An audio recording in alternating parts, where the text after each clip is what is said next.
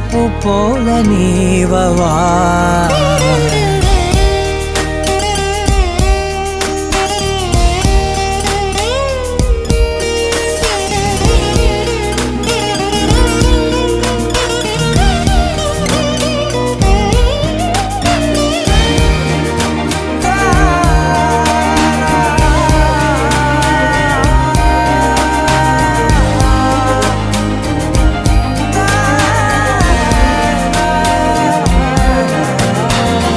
அலைக்கடலின் நடுவே